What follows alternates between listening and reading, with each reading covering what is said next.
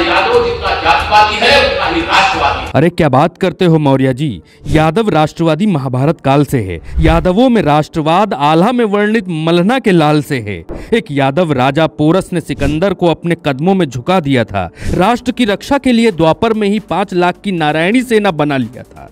19 साल में ही योगेंद्र यादव ने करगिल में परमवीर चक्र हथिया लिया था। जब छिड़ी थी 62 की लड़ाई, जब चीन के बंदी हुए हमारे सैनिक भाई, तब काश तुमने देखा होता 119 यादवों का राष्ट्रवाद। तो यादवों पर जातिवादी उंगली उठाते हुए कांपते तुम्हारे हाथ। चुनाव हारकर बीजेपी से भीख में मिली कुर्सी पर गुमान न करो। यादव कब जातिवादी हुआ, इतना झूठा अपमान न करो। आपसे नहीं चाहिए यादवों को राष्ट्रवाद का प्रमाण पत्र। स्टूल वाले उनको नेल कटर न थमाएं जिनके हाथों में पहले से है सुदर्शन चक्र। आप क्या जानोगे, वो राष्ट्रवादी मुलायम था जिसने शहीदों के शवों को सम्मान दिलाया। अम्मा आखिरी बार लाल को देख ले ये इंतजाम करवाया। मौर्य जी, यादवों को जातिवादी बताकर तुमने खोली है राष्ट्रवाद की नकली दुकान। जिनकी पीढ़ियां राष्ट्रवाद के लिए हुई कुर्बान, उनको छोंक रहे हो राष्ट्रवाद का ज्ञान। राष्ट्र के लिए तुमने क्या किया बता दो एक काम। यादवों को जातिवादी कहकर महान बन रहे हो। दान की कुर्सी पाकर नंदों को सबक सिखाने वाले चंद्रगुप्त की नाक कटाकर संविधान बन रहे हो। पिछड़े होकर पिछड़ों को देते हो जातिवादी गाली, इसीलिए यूपी के होकर भी मुख्यमंत्री नहीं बन पाए, हाथ रह गए खाली।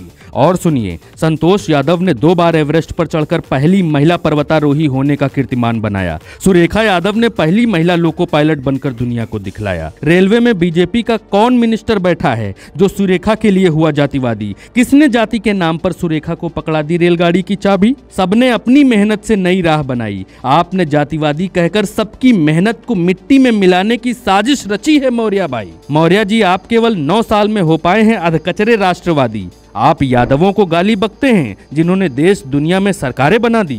यादव केवल गाय को ही नहीं खिलाता घास। यादवों का जानोगे गौरवशाली इतिहास, तो आ जाएगी यादवों को जातिवादी कहने पर लाज। यादव जितना जातिवादी है उतना ही राष्ट्रवादी। सुनिए केशव मौर्य, नेपाल के पहले राष्ट्रपति रामबरन थे यादव। आज के नेपाल के उपराष्ट्रपति राम सहाय हैं यादव। यादवों के हाथ में आज भी है बिहार। यादवों से यूपी में दर्द होती है आज भी आपकी कपार। यादवों को कहते हो जातिवादी। यादव देश विदेशों में सत्ता की रखते हैं चाबी। और सुनो, मॉरिशस के प्रधानमंत्री अनिरुद्ध जगन्नाथ यादव थे। विदेश में रहकर सरकार बनाई और बाद में राष्ट्रपति भी बने जगन्नाथ भाई।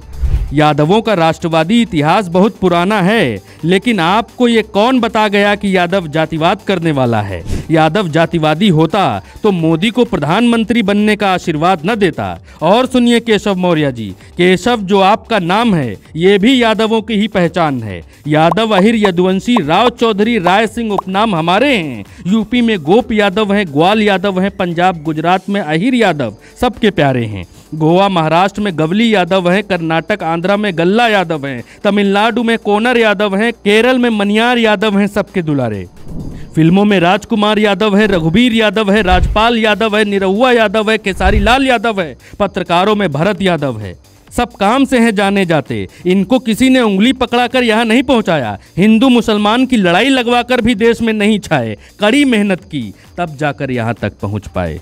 और ज्ञान सुनते जाइए। यादवों की पदवियों को लोगों ने जाति बनाया है। ठाकुर जाति नहीं, द्वारिकाधीश की पदवी है। राव साहब यादवों की पदवी है, चौधरी साहब यादवों की पदवी है। राजा रजवाड़ों के जमाने में जिन यादवों ने किए महान काम, उनके नाम के आगे वैसी पदवी दी गई टांग। तो मौर्य जी, यादवों ने मेहनत से आसमान झुकाया है। इनकी मेहनत के आगे, इनके शौर्य के आगे देवताओं ने फूल बरसाया है।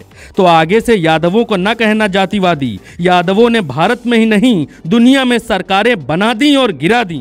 यादव कभी नहीं करते मौर्यों का अपमान। चंद्रगुप्त को आदर्श मानकर यादव उनको हमेशा करते हैं प्रणाम। यादव नहीं है जातिवादी, हमेशा से रहे हैं कर्म के आदी।